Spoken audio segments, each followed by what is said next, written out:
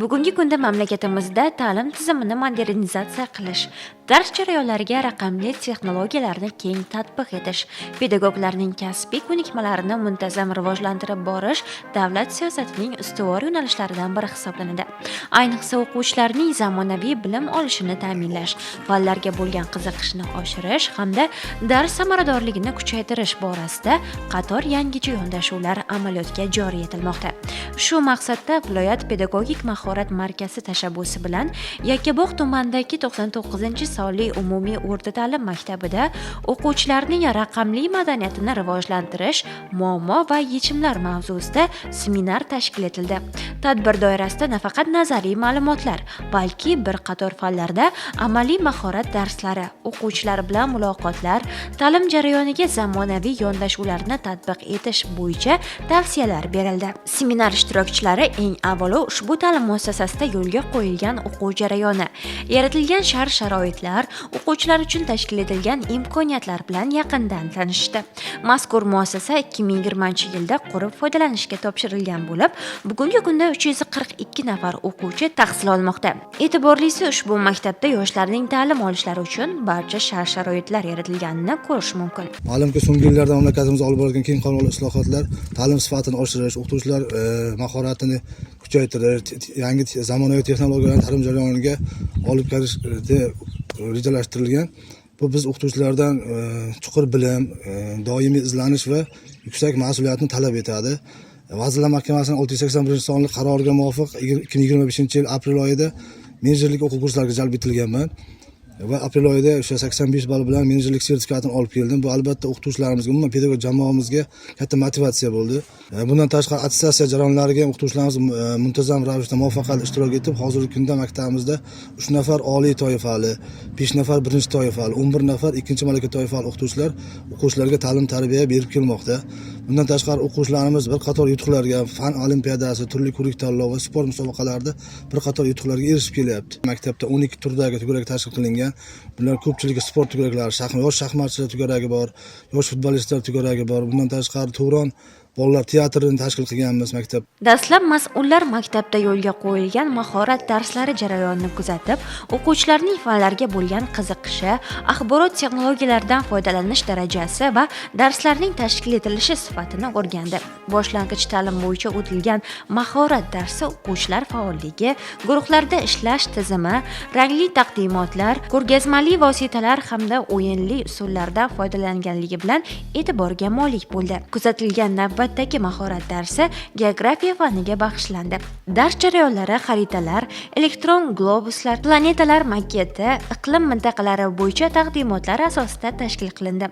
O'quvchilar xarita bilan ishlash, materik va okeanlarni aniqlash, geografik koordinatalarni belgilash kabi amaliy topshiriqlarni bajardilar. Shuningdek, tarix fanidan o'tilgan mahorat darsi ham ishtirokchilarda katta taassurot qoldirdi. Dars jarayonida tarixiy manbalar, xaritalar, interaktiv testlar orqali o'quvchilarga mavzuning asosiy mazmuni tushuntirildi. O'qituvchi darsni bahs-munozara va savol-javoblar orqali olib bordi. Bu ochiq darsimizda raqamli texnologiyalardan foydalangan holda o'quvchilarni mana shu fanga, mavzuga bor diqqatini jamlagan holda o'tilmoqda. O'quvchilarimiz yaxshi tayyorgarlik ko'rishgan hammasi. Bu maktabimizda ham dars o'tish uchun deyarli hamma shart-sharoitlar mavjud. Elektron ekranimiz mavjud. Ko'rgazmali qurollar ham yetarli darajada. Maktabda erishilgan yutuqlardan aytadigan bo'lsak, qo'shimcha to'garaklarga qatnashmasdan, maktabning o'zida mana shu tarix darslarida qatnashgan holatda bir o'quvchimiz milliy sertifikat olgan holda va davlat granti asosida oliy o'quv yurtiga ham kirdi. Hozirgi zamon o'quvchilari juda ham bir talabchan deymiz, iqtidorli hisoblanadi. Ularni bir yangi bir metodlar, har darsga yangi metod qo'llagan holda diqqatini jalb qilmasak, fanga tortmasak, ularni zeriktirib qo'yishimiz mumkin. Shuning uchun aynan bugungi darsimizda o'zi keyk metodini qo'lladik. Ana o'sha tortib ko'ylaklardan olgan holda o'shanda berilgan savolga javob beradi. Undan tashqari ko'rgazmali quroldan ko'proq foydalanish. Elektron doskalardan, hozirgi zamon axborot texnologiyalaridan maktablarda foydalanish mumkin bo'lsa, hammasidan foydalangan holda o'tsak, maqsadga muvofiq bo'ladi.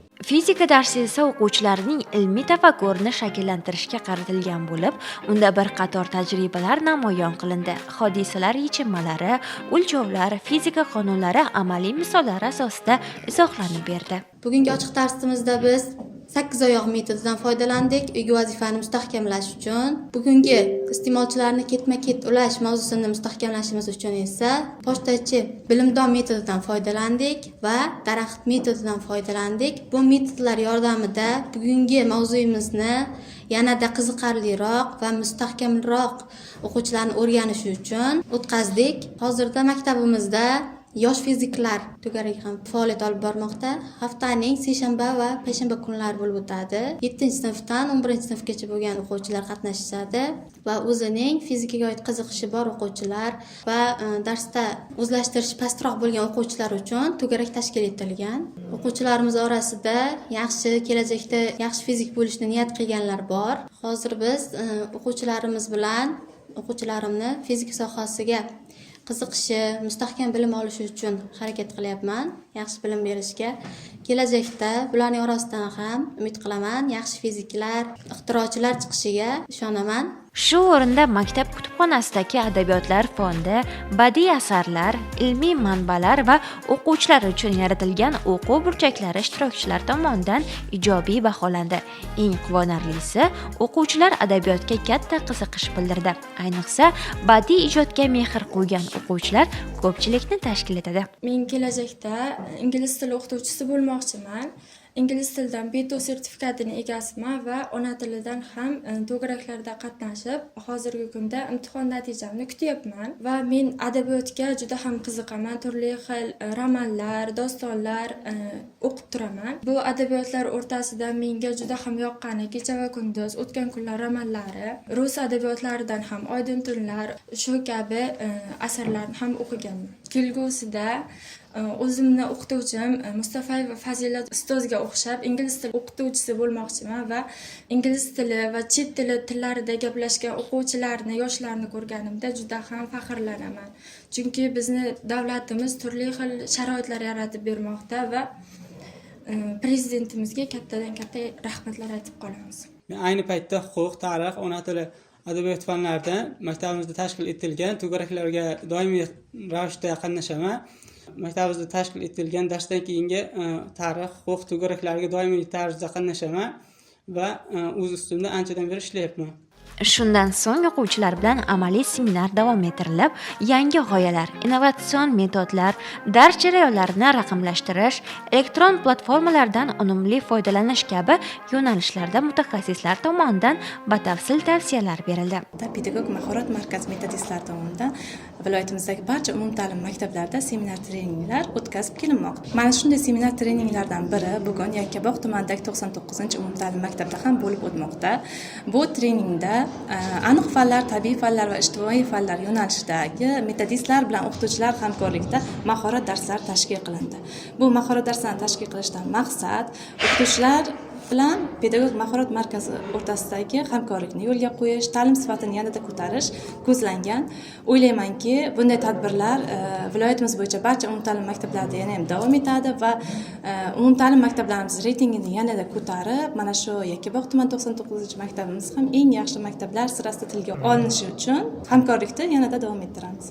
Quvonarlisi, o'tgan o'quv yilida bitiruvchilarning 80% oliy ta'lim muassasalariga o'qishga kirdilar. Bu ko'rsatkich maktabda yo'lga qo'yilgan ta'lim tizimining samaradorligini yaqqol aks ettirdi desak mubolag'a bo'lmaydi. Seminar yakunida faol ishtirokchilarga tashakkurnomalar topshirildi. Bu ta'lim sohasida mehnat qilayotgan pedagoglarning qadrlanishi, ularning ishiga bo'lgan e'tibor va hurmatning amaliy ifodasidir. Shuni alohida ta'kidlash lozimki, bunday seminarlar o'quvchilarning metodik mahoratini oshirish, tajriba almashish, dars jarayonini yanada samarali tashkil etishga xizmat qilishi shubhasiz.